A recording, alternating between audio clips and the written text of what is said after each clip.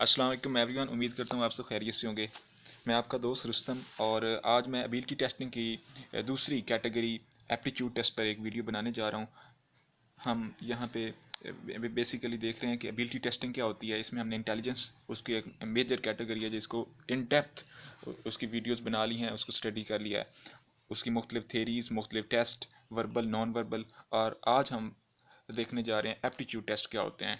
तो सबसे पहले एप्टीट्यूड की डेफिनेशन करते हैं। Basically tendency to behave something, ये कोई बिहेवियर नहीं है बल्कि कुछ भी करने की जो टेंडेंसी है उसका नाम एप्टीट्यूड है। और ये एक एबिलिटी टेस्टिंग जितनी भी आपकी हैं वो आपको गॉड गिफ्टेड चीज़ें हैं। इनको सीखा नहीं जाता बल्कि ये मिली होती हैं और पहले से ही मौजूद होती हैं इंसान में। इनको बस माहौल से पॉलिश किया जाता है। Aptitude and aptitude is a component of a competence to do a certain kind of work at a certain level. Outstanding aptitude can be considered talent. Outstanding जब एक नॉर्मल लेवल से अब अबव होगा तो वो आपका ख़ास किस्म का टैलेंट होगा। And aptitude may be physical और मेंटल, मे बी फिजिकल और मेंटल, वो जहनी तौर पर भी कोई हो सकता है या आपकी कोई जिस्मानी तौर पर भी हो सकता है। एप्टीट्यूड इज़ इनबोर्न पोटेंशियल, ये मैंने जो पहले बताया इनबोर्न पोटेंशियल है to do certain kinds of work whether developed और अनडेवलप्ड।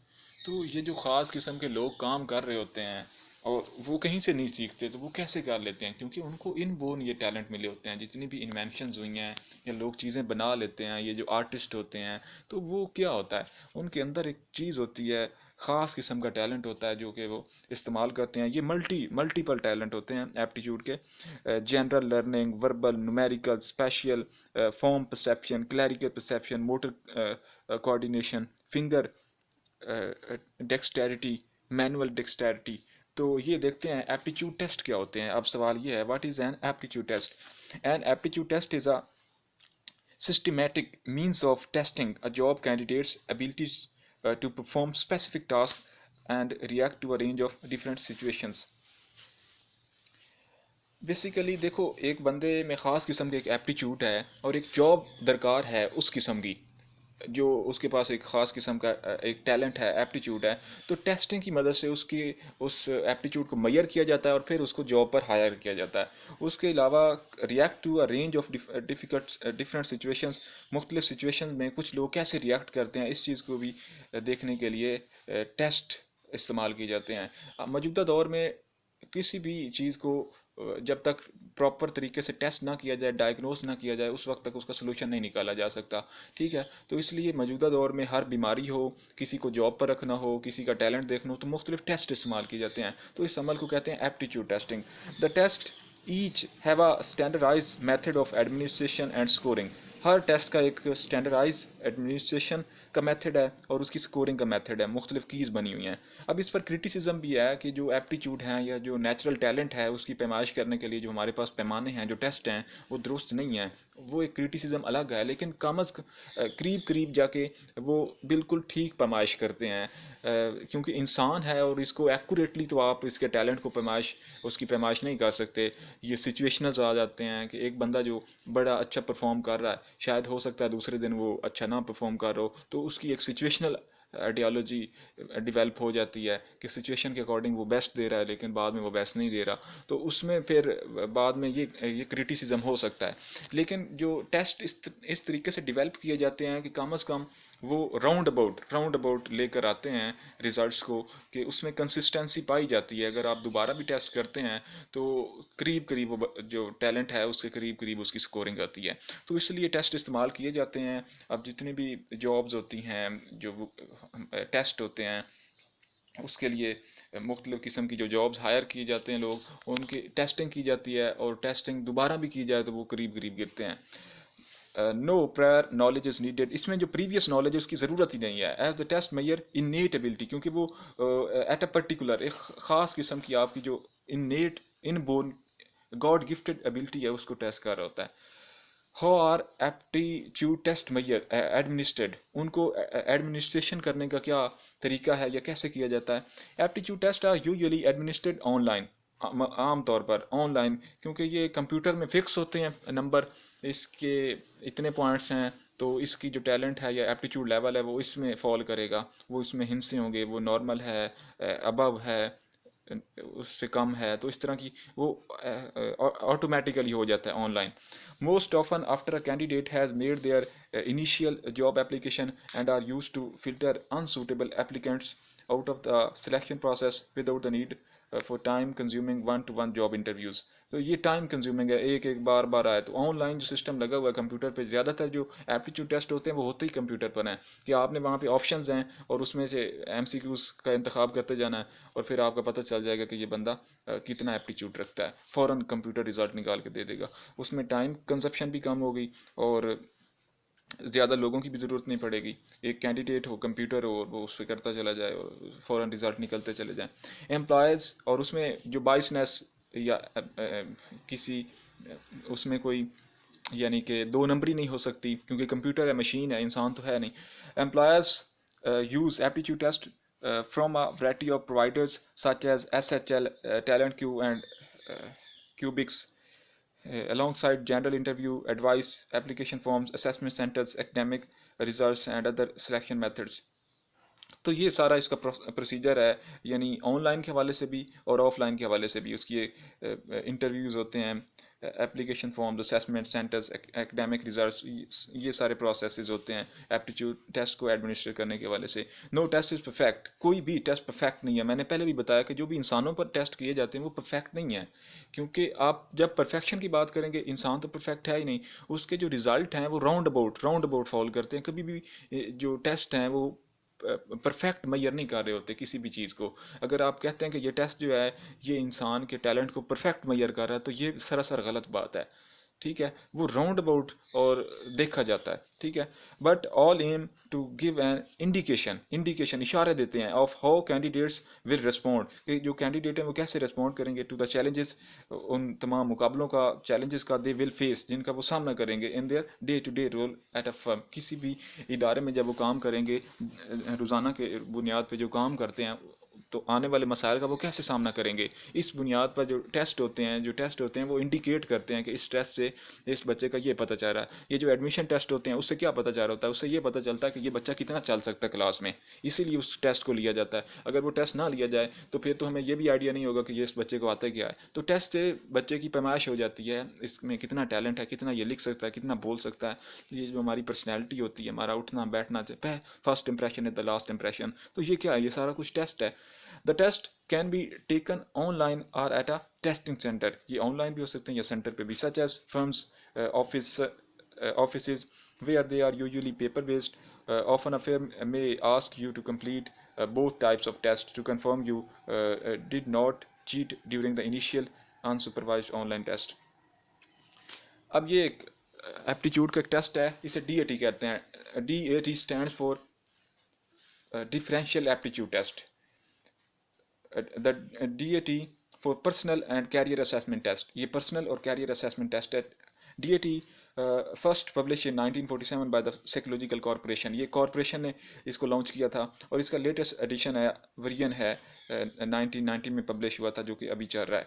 तो ये टेस्ट बेसिकली इसका पर्पज़ क्या है, to measure an individual aptitude in the field of verbal reasoning, numerical reasoning, abstract reasoning, clerical speed and accuracy, spelling and language usage. तो ये इसकी कुछ कैटेगरीज हैं, इसको देखते हैं. Differential aptitude test stands for DAT. इसका एक सब कैटेगरी है वर्बल रीजनिंग टेस्ट. इसके अंदर काफ़ी सारे टेस्ट हैं. वर्बल रीजनिंग टेस्ट क्या करता है, verbal reasoning test assess your ability to comprehend passages of text and make accurate deductions. Verbal basically ज़ुबान से रिलेटेड, तो ये जो आपकी कंप्रीहेंशन लेवल है उस कितना है, यानी एक दूसरे से इंसान जो हैं ये इंडिविजुअल डिफरेंसेस यहाँ वाजिया कर रहा है. आप एक क्लास में हैं, उसमें कितने सारे बच्चे हैं जो टेक्स्ट को कितनी डीपली देखते हैं, उसकी कैसे ट्रांसलेशन कर सकते हैं और उसको उसकी जो डिडक्शन है वो कितनी अच्छी कर लेते हैं, या किसी भी लाइन को, एक फ़िक्रे को कितना अच्छा वो कंप्रीहेंड करते हैं, समझते हैं. तो ये क्या है, वर्बल रीजनिंग है, और वो वर्बल रीजनिंग उसकी जो है वो हाई है, उस पर अगर टेस्ट अप्लाई किया जाए उसका रेट सबसे ज़्यादा आएगा. इसी तरह दूसरा है न्यूमेरिकल रीजनिंग.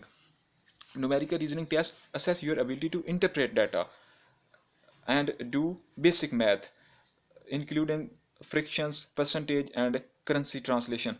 ये जो न्यूमेरिकल रीजनिंग देखें, ये जो जितने भी इंजीनियर होते हैं, अब अगर उनकी न्यूमेरिकल रीजनिंग ज़्यादा अच्छी है तो वो इस फील्ड में जाएं। ये टेस्ट बेसिकली जितने भी इंजीनियरिंग के टेस्ट होते हैं उनमें ये न्यूमेरिकल रीजनिंग के टेस्ट होते हैं, और जिनका रेट ज़्यादा होता है, हालांकि उन्होंने सब ने इंजीनियरिंग पढ़ी हुई है पहले से, लेकिन जिनका टेस्ट ज़्यादा होता है तो उनकी नेचुरल जो इननेट एप्टीट्यूड है वो इंजीनियरिंग के लिए बना हुआ है, तो इसलिए उसको यूनिवर्सिटी ज़्यादा हायर करती है, क्योंकि उसका जो न्यूमेरिकल रीजनिंग का टेस्ट है वो भी अच्छा है।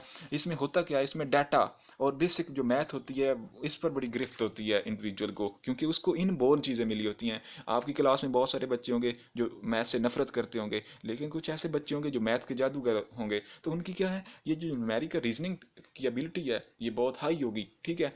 कुछ ऐसे लोग हैं जिनको अपने फ़ोन के नंबर नहीं याद होते, लेकिन कुछ हैं जिनको पूरे पूरे जो अपने कॉन्टैक्ट लिस्ट है उनके नंबर याद होते हैं, क्यों, उनकी न्यूमेरिकल रीजनिंग बहुत हाई होती है। तो यही वो चीज़ है जो इंडिविजुअल डिफरेंसेस हैं एक दूसरे से इंसान को अलग करते हैं। तो उसका अगर ये नेचुरल टैलेंट है ये ज़्यादा है तो उस बुनियाद पर उसको जॉब भी ऐसी करनी चाहिए, डिग्री भी वही हासिल करनी चाहिए। एब्स्ट्रैक्ट रीजनिंग, एब्स्ट्रैक्ट रीजनिंग में क्या होता है, abstract reasoning test use diagrams, symbols and shapes instead of words. ये यानी नॉन वर्बल, इसमें क्या होती हैं, डायग्राम्स होते हैं, सिंबल्स होते हैं, शेप्स होते हैं, इनको समझ कर मुख्तलिफ़ किस्म के पैटर्न्स बना लेना, मुख्तलिफ़ किस्म की चीज़ें बना लेना, ये लोग बड़े अजीब किस्म के होते हैं। They involve identifying the underlying logic of pattern and then determining the solution to test general intelligence and reasoning abilities. ये जो खाके बनाते हैं, स्केच बनाते हैं, ये जो देखें कोई भी चीज़ उसका पहले खाका बनता है, स्केच बनता है, तो ये जो होते हैं ये ख़ास किस्म की सिंबल्स इस्तेमाल करते हैं, डायग्राम्स इस्तेमाल करते हैं और शेप्स बनाते हैं, और इसी तरह का इनका टेस्ट भी लिया जाता है। और जो इनमें ज़्यादा स्कोरिंग करते हैं उनकी ये रीजनिंग जो एब्स्ट्रैक्ट रीजनिंग है ये ज़्यादा होती है, तो इनको ख़ास किस्म की वो इंजीनियरिंग की फील्ड होती है जिसमें लाया जाता है ताकि ये इसमें एक्सेल करें। Perceptual speed and accuracy, perception, perception यानी किसी बात को प्रॉपर तरीके से समझ लेना, उसको देखना, इनपुट करना ब्रेन में, उसको एनालाइज करना, प्रॉपर एक मीनिंग डेवलप कर लेना। तो एक्यूरेसी, एक्यूरेट मीनिंग, तो ये वाला जो टेस्ट है, this test measures the ability to compare and mark written list quickly and accurately. This test may predict success in certain kinds of routine clerical tasks such as filling and coding. This test measures the ability to work accurately with detail and at speed. Good scores are also desirable for certain jobs involving technical and scientific data. तो ये जो technical और scientific fields हैं उसके अलावा इनकी क्योंकि speed ज़्यादा मैयर करती है, जितनी भी आपकी इंजीनियरिंग है, कंप्यूटर की फील्ड है, उसमें डाटा को कितना जल्दी एनालाइज करना है, उसको कितना अच्छे तरीके से उसका एक मीनिंग डेवलप करना है, तो ये सब कुछ इस कैटेगरी के टेस्ट में आता है। अब इसमें ख़ास किस्म के टेस्ट बने होते हैं, उसके अपने बुकलेट्स होते हैं, फॉर्म्स होते हैं, और उसमें कुछ पिक्चर्स होती हैं, एमसीक्यूज होते हैं जो इंडिविजुअल को दिए जाते हैं, ख़ास किस्म का टाइम होता है जिसमें वो उसको सेलेक्ट करता है और फिर उसके रिजल्ट निकाले जाते हैं।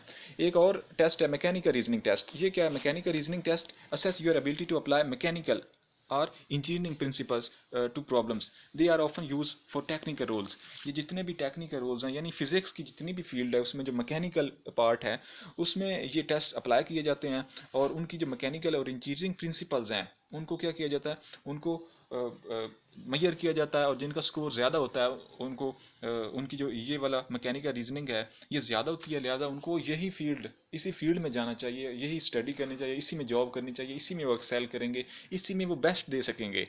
अब हमारे यहाँ लोगों के जो एप्टीट्यूड होते हैं मैकेनिकल ज़्यादा होते हैं, लेकिन वो कुछ और पढ़ रहे होते हैं, कुछ और किसी और इदारे में जॉब कर रहे होते हैं, तो वो वहाँ पे बेस्ट नहीं दे पाते, उन्हें अच्छा महसूस नहीं होता। वो जॉब तो करते हैं, पैसा भी कमा रहे होते हैं, लेकिन उनको अंदरूनी तौर पर खुशी नहीं मिलती, क्योंकि जो उनका नेचुरल टैलेंट है, जो नेचुरल एप्टीट्यूड है, उसके बरक्स वो कर रहे होते हैं। तो ये जितनी भी मैकेनिकल ये फिज़िक्स की आप रोज़मर्रा ज़िंदगी में इंजीनियरिंग की टेक्निक्स देखते हैं, तो ये क्या हैं, ये उन लोगों की बदौलत है जिनकी ये रीजनिंग ज़्यादा थी। स्पेस रिलेशंस, स्पेस रिलेशन जो टेस्ट है, this test measure the ability to visualize a three-dimensional object from a two-dimensional pattern and to visualize how this object would look if rotated in space. Each problem shows one pattern followed by four three-dimensions figures.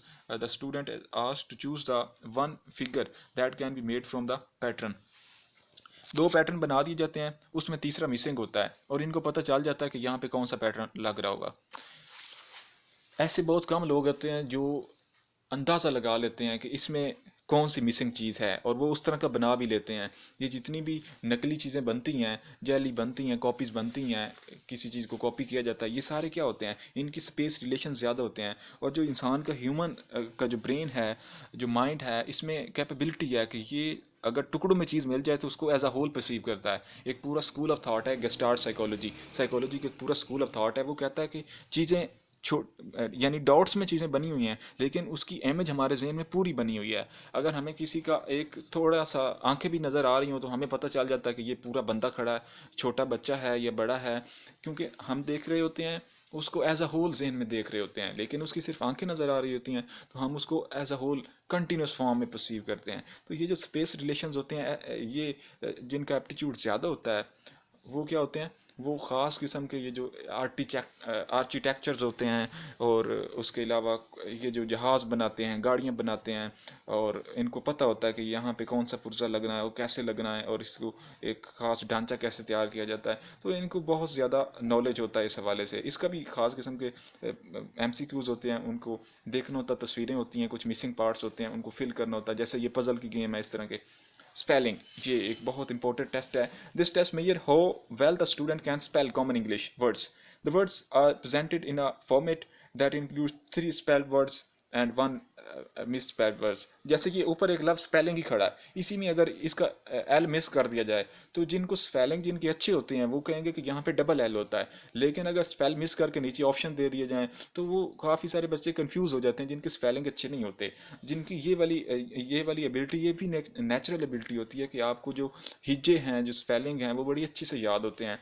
तो इनके भी ख़ास किस्म के मुश्किल मुश्किल spellings के MCQs होते हैं, वो पूछे जाते हैं। और जो बच्चे इनमें एक्सेल करते हैं, उनको उनको जो जॉब्स मिलनी चाहिए, वो राइटर बन सकते हैं, वो ख़ास किस्म के ये जो लॉयर्स के पास होते हैं, प्रूफ रीडर होते हैं, वो इस तरह के बन सकते हैं। The misspelled words reflect the most plausible and commonly made errors identified by a major research study. The ability to spell is a basic skill necessary in many academic and vocational pursuits.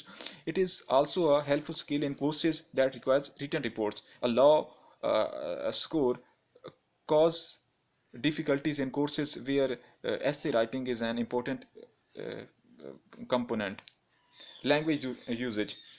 This test, ये जो language की grammar होती हैं, पंचुएशंस होती हैं, capitalisation होती है, ये पूरा जो एक फील्ड है, जहाँ भी आप लिटरेचर के टेस्ट देते हैं या किसी भी ज़ुबान का, तो उसमें जो उसका ग्रामर वाला पोर्शन है, ये बहुत अहमियत रखता है।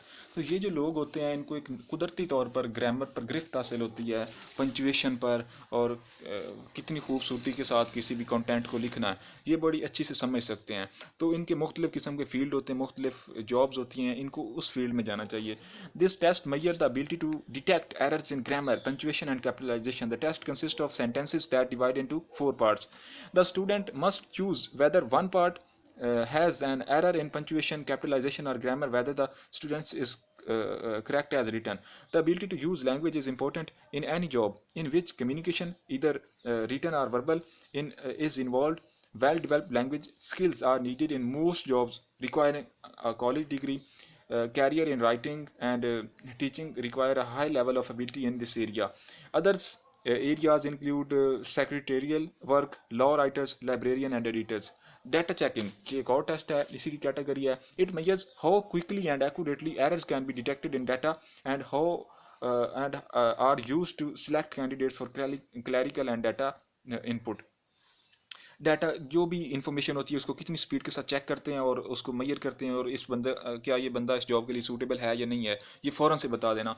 Work sample, these test can be very broad ranging. They involve a sample of the work that you will be expected to do.